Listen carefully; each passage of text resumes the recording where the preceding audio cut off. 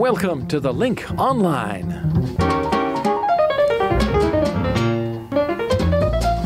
Caught me a little bit off guard there. I was looking elsewhere. I didn't realize the clock was coming down to the start of the show. Well, we're here, and we'd like to say hello to our friends at World Radio Paris. Bonjour. Also to the shortwave service in Germany, if you're listening to us via that, and our relatively new friends, Radio 97.5 in Nigeria, Kauri 97.5. Well, we have, as always, a very interesting show, and with me today, fresh out of hair and makeup, is Terry Haig. Hi, Mark. Linda Jardin. Hi, everyone. Oh, I get it. That was okay, Linda I forgot all Jardin. about my haircut. Okay. And Marie-Claude Simard. Hi. And controlling the microphones in the other room is Chantal Saint-Sauveur. And deep in the darkest regions, in the Bat Cave, we sometimes say, the horror, is Pierre Dutil. We're not quite sure what he does back there, but he looks at the TV screen and he frowns once in a while. We can see him. So I don't know what it is, but it's important because he's there. And he's there for us. And we're here, and I was going to say on the air, but you can't say we're on the air anymore, right? Because on the air means radio or TV, and we're kind of both and neither at the same time. But we're going live, no? Yeah, but are we? So we're on the air. Are we on the air, or are we on of course we're on the wire? Because it's, No, internet. but with Wi-Fi, we're on the air. We're through the air. It's not just wires. Okay. Well, speaking of, see, Don't be obtuse, Montgomery.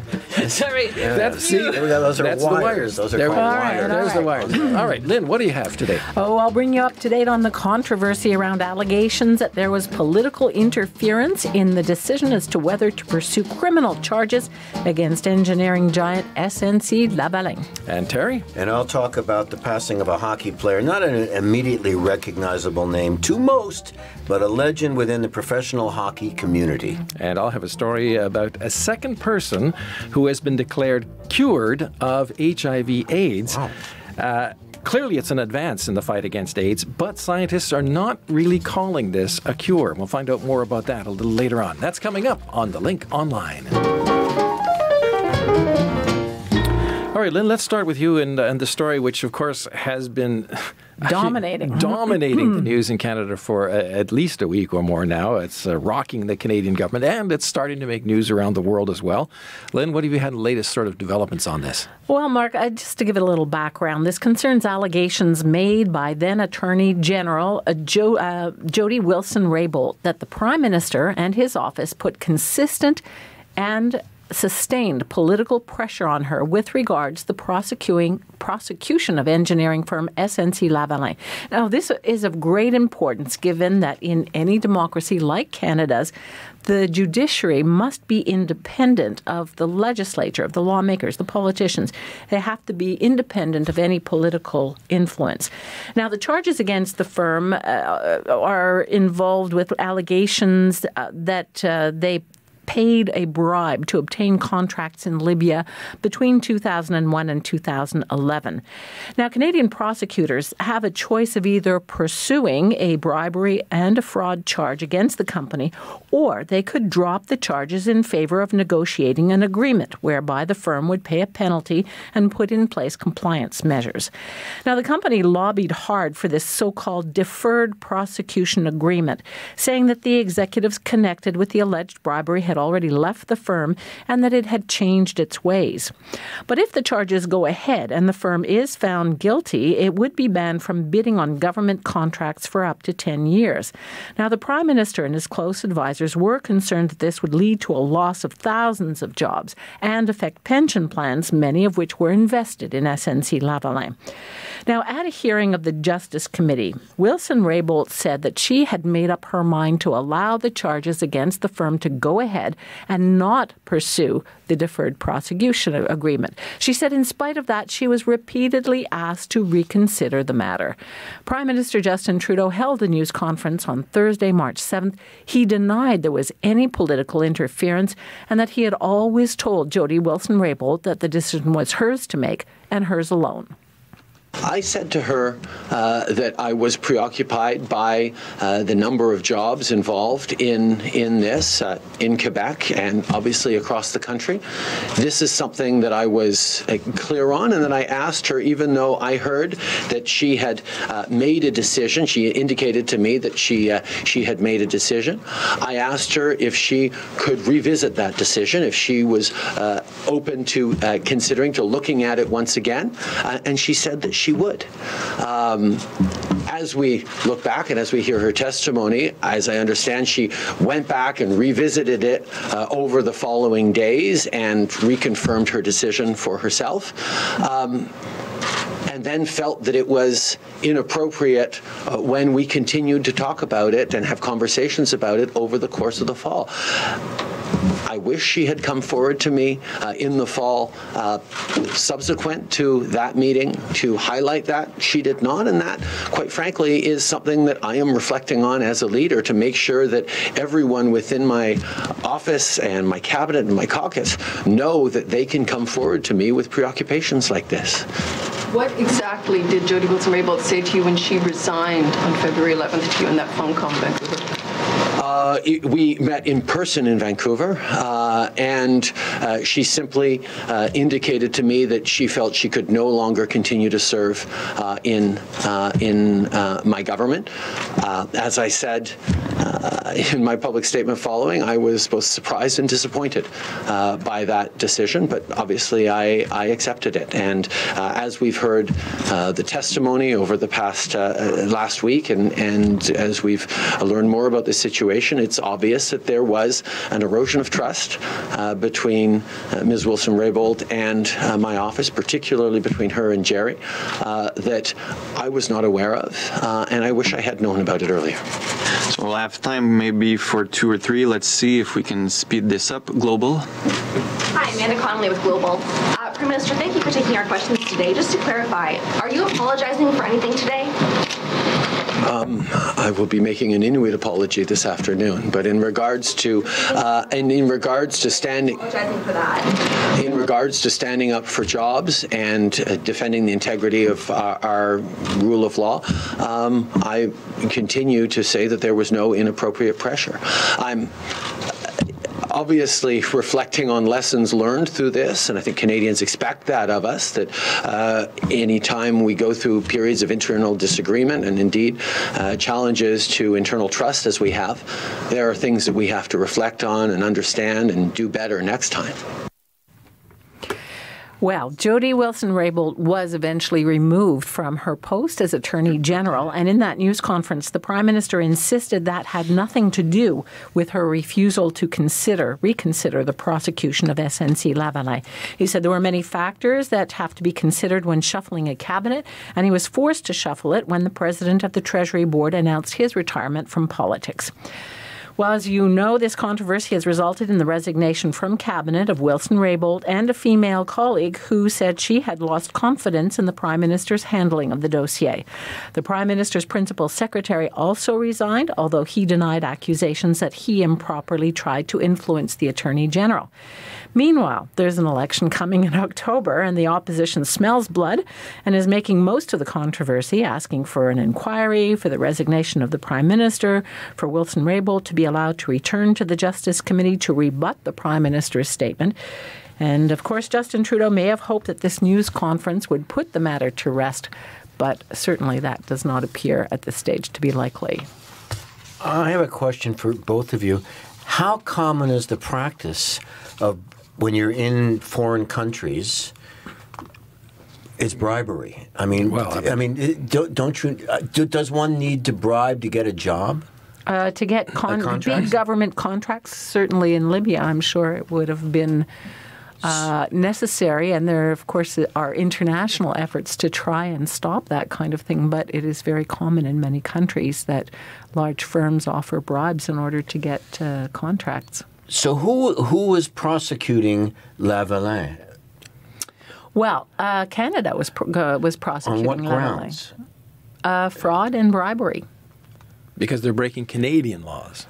Okay. All right. I mean, there were also subsequent there was a subsequent case where they were accused also of fraud and bribery in the construction of a Canadian Montreal hospital. Okay. Yep.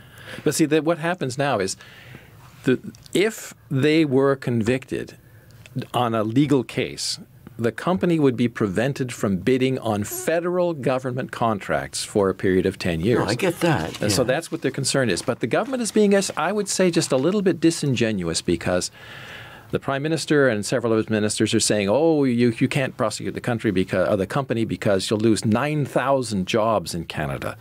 Now, that's not really quite true because even the president of SNC-Lavalin says we don't depend entirely on federal government contracts. We can still bid on provincial government contracts. It's unaffected by any ruling like that. And we have lots and lots of private contracts. So the number of jobs that may be affected by a possible legal decision is probably nowhere near the 9,000 jobs in Canada of this multinational company. Okay, but what I still don't get is I understand what Lynn's saying about the hospital on Canadian territory and that court case. Don't ask me for, I'm not a lawyer, No. so I can't answer your question. But, okay. I just don't. I mean, if you're competing with a whole, I mean, if everybody else, I don't know. It's like steroids in sports, I guess. Yeah, if everybody else is doing it, doesn't make it right. There's still Canadian laws that prohibit you from. It's a Canadian-based company. They have to hear the Canadian laws. I suppose that's what it is. A point to make is like Trudeau keeps saying that he's standing up for jobs, and we're talking about 9,000 jobs, but it's not such a big company because many companies in Canada hire way many more people. I think SNC-Lavalin ranks like 50th in Quebec. So does that mean that he's going to ask for a DPA each time one of those way bigger companies are in trouble? Well, yes. Actually, this whole provision of allowing there to be a negotiated agreement instead of criminal charges is a new provision that was just passed in a law that was part of the budget, which was passed in, I'm not sure, recently. Like in September 2018 was just passed. So part of the government's argument was perhaps Jody Wilson-Raybould should get another opinion because that law was new and it had never been applied before. And this is common. It happens in Britain. It happens in several other Western countries that a company can clean up its act, agree to pay reparations, never do bad things again. They also argue that, they've got rid of the executives who did the bad stuff, and why should the new company and all its employees be penalized? And that is the argument being made in this case. Now, that's all said, it is up to the prosecutor to decide. Yep. The prosecutor decided, for reasons we do not know, that SNC-Lavalin should not be allowed to negotiate this agreement and instead must face the fraud charges. Now, the Attorney General could have made a different direction, but she is not supposed to make that decision based on political concerns. And the government is saying, well, it's not political, it's public policy, it's jobs. So very complicated story, and that begs the question, does your average Canadian understand with the busy schedules that they have, are they following it? And at this stage of the game, have they lost interest? Do they care? And I'm sure there are going to be public opinion polls to see whether they care. I venture to say not everybody is following it as closely as I was this week, or the news media I find it very interesting. Yeah, well, but you're in the news media. But what about the man on the street? Well, it's interesting because Luc Lavoie, who was a political person working very hard for former Prime Minister Brian Mulroney, who's very savvy, has said, you've lost the public by now, and he just doesn't think that the issue is going to change attitudes very much. And, of course, we have that election coming up in October. So, the Prime Minister did say, I have a lot of other fish to fry, a lot of other issues, because someone at the news conference said, are you worried this is going to hurt your chances in October? And he said, you know what, I have so many other dossiers. Let the Canadian public decide what they think in October. From experience, that these kind of issues have a short shelf life in the public mind, and we've got the summer vacation coming up, and people are going to be worried about all kinds of other things and enjoying their vacations. And well, don't underestimate the opposition's attempts to keep it alive and to get the Prime Minister to resign. Political interference in the judiciary is a very important question, and. Well, the other interesting aspect of this is the international view, because the Prime Minister, of course, is big on the international scene, and a lot of other countries are looking at him and saying, this is a nice guy, it's a good guy, he's a good Prime Minister. But now they've sort of turned and said, well, this shows that he's not really as good as he's been claiming to be. Well, who's saying that? Well, in the media. In the media, in the international press. Well, the media, the media is one thing, and the Canadian public and the voters are something else, and we shall see. But the thing is, what's at play here is the television part of it all. And if people are not going to really know the details, but they may see clips on television and television shows it appears that men, the Liberal Party, Justin Trudeau, are ganging up on women. No. Because that's what I'm saying. It's going to be perceived that way. It may be perceived that way, and in part that would be the media's fault, because while you have 2 female ministers, cabinet ministers who resigned, you had 3 other the very next day cabinet ministers, female cabinet ministers, Chrystia Freeland, top ministers saying we stand behind the Prime Minister. We have full confidence in him. So, But Freeland is also about the impressions. Freeland is also sort of in a veiled criticism of Wilson Raybould said, Foreign Minister, you're supposed to be a team player. And wait a minute, she's the Attorney General. She's not supposed to be a team player. Well, and not in that role. That's part of the problem, is that she was wearing 2 hats. Yeah. She was both Attorney General. She was also Justice Minister. As Justice Minister, she sits in on Cabinet. Mm-hmm. She discusses policy. She's in the riff, the to and fro and all those arguments about what we should be doing. And at the same time, she's Attorney General, and she's supposed to be separate. So the Prime Minister has said that he is actually going to consider having 2 separate people so that it's not one person wearing 2 hats. And that's a real fundamental problem. Well, on that point, let's move on, because this is certainly not going to go away in any Lynn's time on soon. The case, and we have other things that we want to get to. But if you've been following this at all by any chance, and you're listening to us abroad, what are your perceptions of what's going on in this country? Kind of interesting. We, of course, have lots of people listening to us as well in Canada. So if you have any thoughts on this, drop us a line or comment to these stories, which you can do at the bottom of every story on our website. If you scroll right down to the bottom, there's a section there where you can post your public comments. And we're going to move on in just a moment.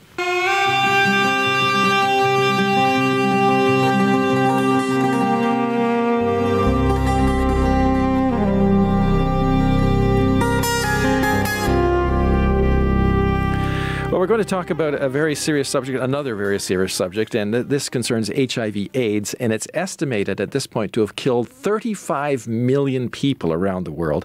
And at present, there are currently about the same number who are infected and living with the disease. Now, about a decade ago, there was a radical procedure that was performed in Berlin on an American AIDS patient who had developed cancer.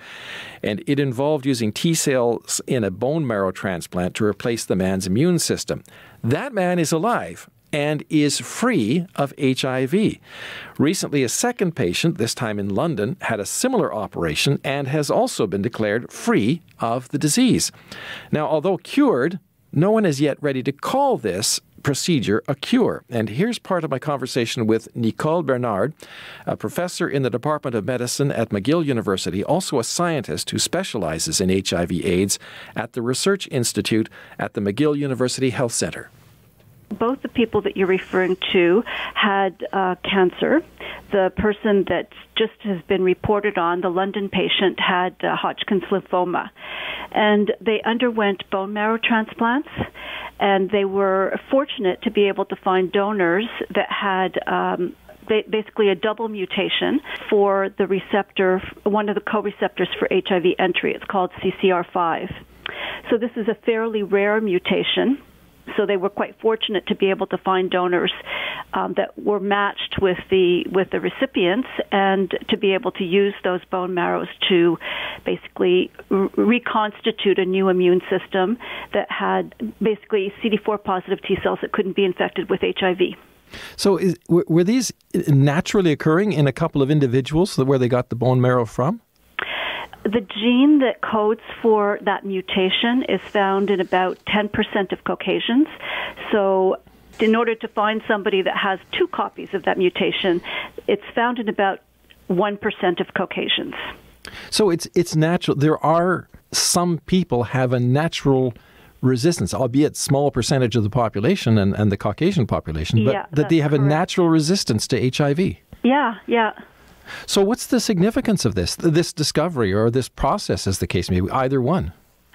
I mean, for one thing, it's interesting to know that there are people that are resistant to HIV, and the fact that it can be transferred by bone marrow and make, a new person that was susceptible to HIV, resistant to HIV, really puts a lot of emphasis on finding ways to knock out that receptor, perhaps, genetically by, genetic manipulation, in order to make other people resistant to HIV.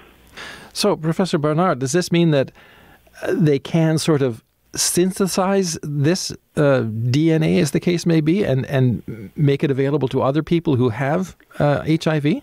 Well, the field is not there yet, but certainly it puts more emphasis on that kind of an approach in order to move towards, HIV remission. So generally speaking, I guess in developed countries like Canada, getting HIV now is not necessarily an automatic death sentence, is it? Exactly, that's true. So that's where the balance comes in between this kind of a procedure. It would only be done on people that have something else besides HIV infection. So they had to get a bone marrow transplant in order to survive, and they were able to get a bone marrow from this rare group of people that have this double mutation.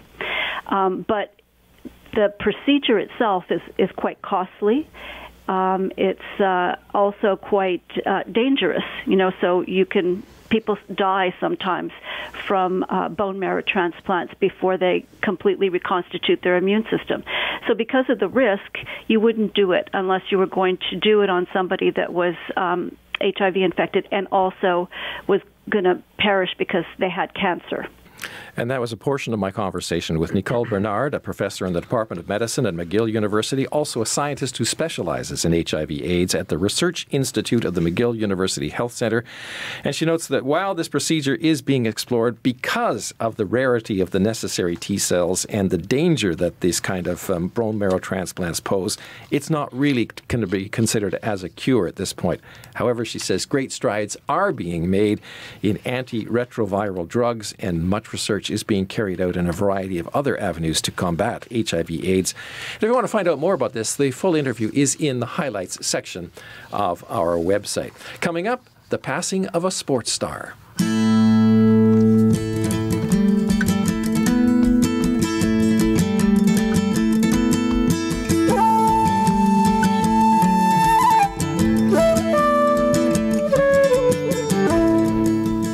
All right, Terry, let's turn to you now. And this is a story you did this week about a man named Ted Lindsay who made his presence felt in the world of hockey. Not a big star, but... Oh, he's a pretty big star, but he made his presence felt off the ice as well. He played on a line called the production line with Gordie Howe and Sid Abel.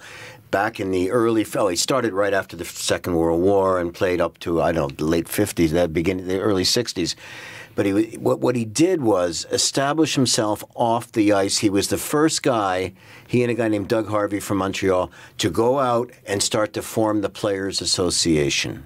To defend players' rights. To defend players' rights. Because they were kind of abused by the league in a way, right?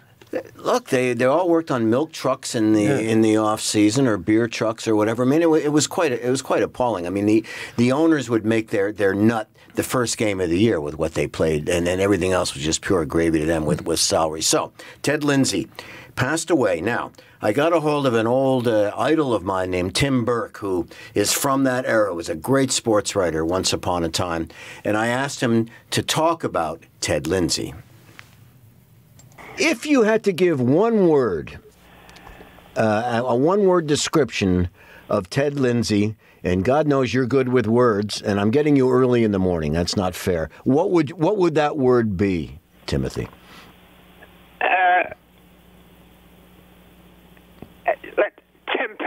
Lewis. Okay. All right. He never, and he had terrible, very profane exchanges with Madame Richard, who used to sit in a seat over the visitors' dressing room, the aisle to the visitors' dressing room. And she'd Maud Z, she was a real character. And she'd be up, Maud Z Lindsay. What? Now there's some. Wow. All right. Shut up, you French dash. Well, did because Lindsay and the Rocket really did they guard each other? I mean, did they check each other because one was a left wing and one was a right wing? So they must have really gone at it, right? As on the ice. Oh, it was a famous feud, Okay, but it was. He also had a feud with Bill Azanicki, played for Toronto and Boston. And they had a stick fight one night.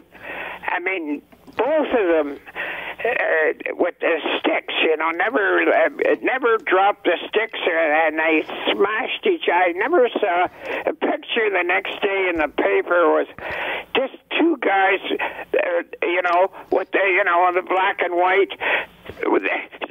All you saw was black faces from the blood that was coming down. Wow, it's a different era. Wow. Hey? Totally different, eh, from today? Completely different. Oh, gee. Yeah, and... no helmets. To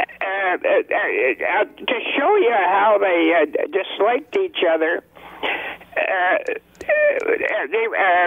Canadians were in Detroit for a playoff series one time, and on an off day, they decided to show the Canadians the Ford motor plants, So they all got into the bus and all that, and then somebody, a coach or somebody, said, the Red Wings are going to be there too, So Doug Harvey, sitting in the back, said, "Stop the bus." And the guy stopped the bus, and Doug said, I'm getting out.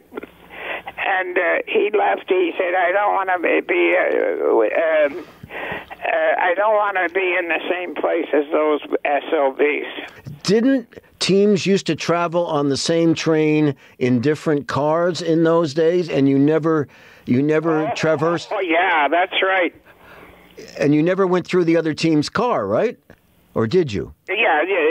Well, you had to go through the. One of them had to go through to the dining car.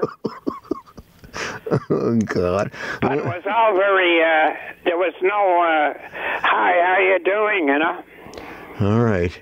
I'm going to let you get away. Thank you for doing this, Tim. Okay, Terry. So that's part that. I mean, that was the guy that was covering it all, and that was my interview with Tim Burke talking about Ted Lindsay, Rocket Richard, Doug Harvey, and Doug Harvey, who got off the bus. He and Lindsay were the guys that formed the union way back then. So they hated each other. There's only 120 guys in the old 6-team league, and they really went at it. They played 12 times a year. And, of course, hockey's a rough game. Yeah, but the other thing is, if you were on a team, you didn't get traded around every week like they do nowadays. That's right. They traded both Lindsay and Harvey. Lindsay was traded to Chicago, and Harvey was traded by the Canadians to the New York Rangers. Both those teams were in the backwaters of the hockey league in those days. All right, we're going to stop there because we have to, we should. We give Mary Claude a chance to tell us about a very interesting. This is what day today? International Women's Day. Hey, I'm all for women. Happy International Day, everybody. Lynn, in particular. Thank you. Happy Lynn. Happy day, Lynn. Yes. Everybody. Yeah. Of course. So, yes, of course, there's always a lot of projects and things that are launched on that week. Let me just... One that caught my attention. Yeah, this would be an attention getter. Is called Clit Me. It's an interactive game produced by the National Film Board in Quebec, National Film Board with the Université du Québec, and it aims to demystify sexual pleasure for women. Now, if you want to find out more about this, of course, it's going to be on the website. Yeah, on our website, it's already on the front page. You can find out more about it. It's kind of a app that you can use on your, not an app, but it's a game you can play only on your phone, and it teaches you like the motions, how to get the. Yeah, well, we have to. We'll leave it there. There's a teaser for you. Yeah, for Lynn and Terry, Marie-Claude, and Chantal, and Pierre, I'm Mark Montgomery. So take care about next time. Bye bye.